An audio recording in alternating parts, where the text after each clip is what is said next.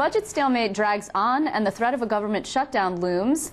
And then there's the campaign trail that is keeping to churn out all of this news, and all of it is keeping my guests very busy. They are the fearless and fastidious journalists who roam the halls of the state capitol and chase candidates on the stump. Joining us tonight for her very first Roundtable appearance, our very own Caitlin Ross. And beside her is reporter and blogger extraordinaire for the Albany Times-Union, Jimmy Vielkind. Across the table is Mike Gormley. He is the Capitol editor for the Associated Press. And James T. Medore, Albany bureau chief for Newsday. Thank you all for joining us, everyone. Evening. Thank you. Thanks. So let's start with the budget, because obviously it's what everybody is worried about. And I think that you were all actually just out at the Capitol to receive the vaunted extenders. And so why don't we just take it away? What's in them? It was exciting. You can't imagine. You're right, I can't. Governor Patterson came out with a proposal. His latest budget extender included a lot of long-term cuts for the programs in the state budget. Another $300 million he wants to cut. Says he's got agreement with legislators. It sounds like mostly with Democratic legislators.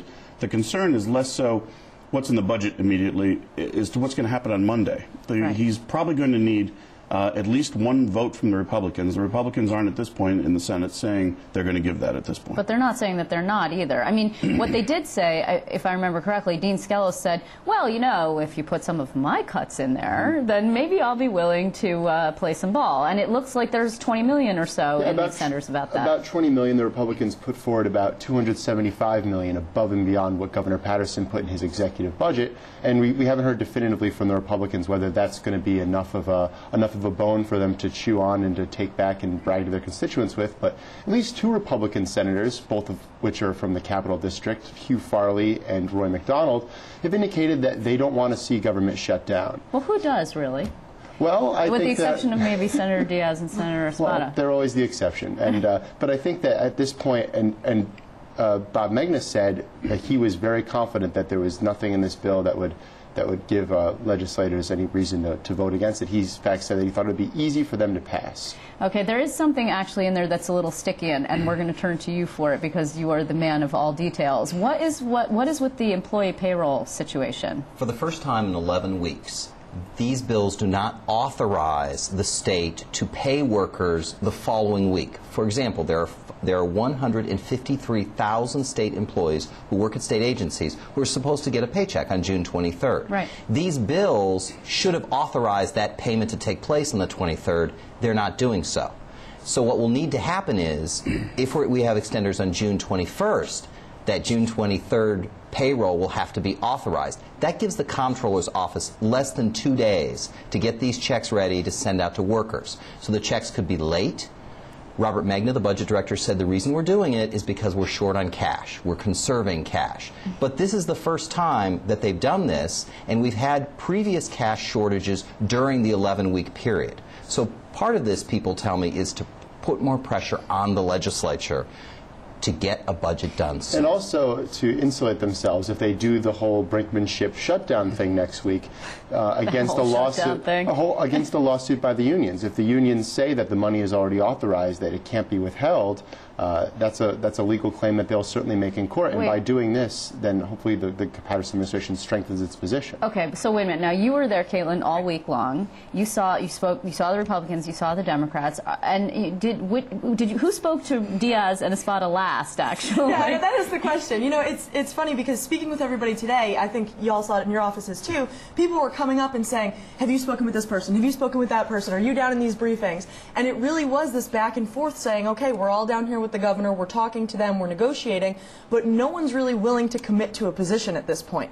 Besides maybe Senator Diaz, who says, "No, I'm not voting for the extenders at all." Right. But Senator Dean Skelos has said, let's wait until the extenders come out before we decide whether or not we're going to vote for them. It's an interesting point, and Liz, you know, having covered this for so long, a lot of what happens here, you have to pay attention to what didn't happen. Right, Senator Skelos did not come out and say, we can't deal with this, we can't do this at all, and he's done that before. This is a much more measured response. And he has actually not put out a statement since those budget extenders came out, or I haven't seen it. Has he put one out? No, although I did speak to his spokesman, John McCardle, who said to me they were pleased that some of their ideas had been included in the bills. However, he noted these are draft bills. We want to wait and see the final bills. We believe there'll be more negotiations over the weekend.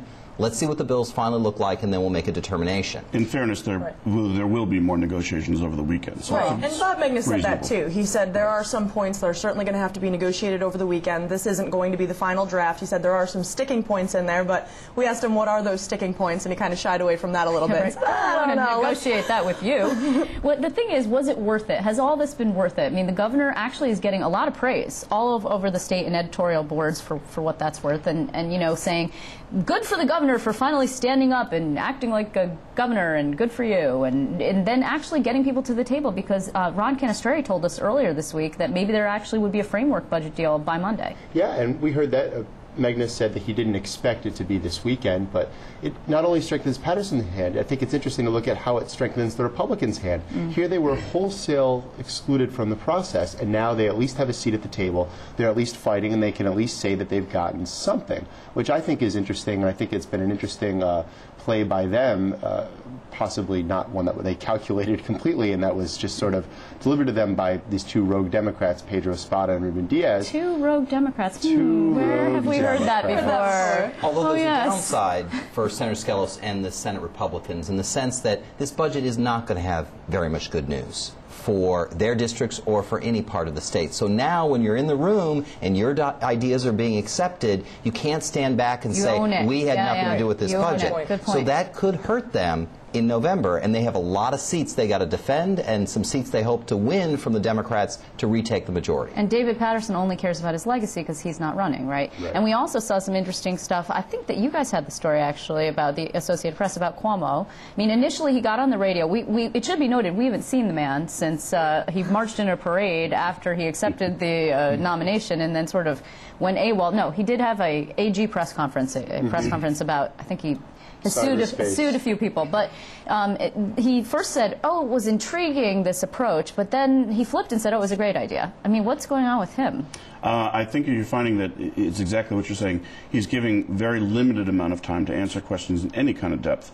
I've looked at that statement a few different ways, and I'm not quite sure what it says. I know it definitely doesn't say anything that's going to pin him down. Well, he's not big on being pinned down as of right now. I mean, what's interesting, though, about this whole unprecedented action, though, is that it gives him the capability of doing it, too, should the time arise that he is actually elected to be governor. In fact, I was interviewing Robert Ward today, who's considered one of the key experts on our Constitution, and he said to me the key lesson here is that all future governors and all future leaders of the legislature are going to pour through the Constitution again and see what opportunities are out there to have more power. Because he said that's what David Patterson and his aides have done. They did it with the lieutenant governor announcement. They did it with holding school aid. They didn't succeed on furloughs, but they're pushing the boundaries of what the power is of the governor's office. We'll see, like, Secretary of Constitutional Expertise will be added in the chamber on the second floor. In all due respect to Bob, he's wonderful, but Elliot Spitzer did that as Attorney General. George Pataki did that as governor, as we all remember, with his lawsuits.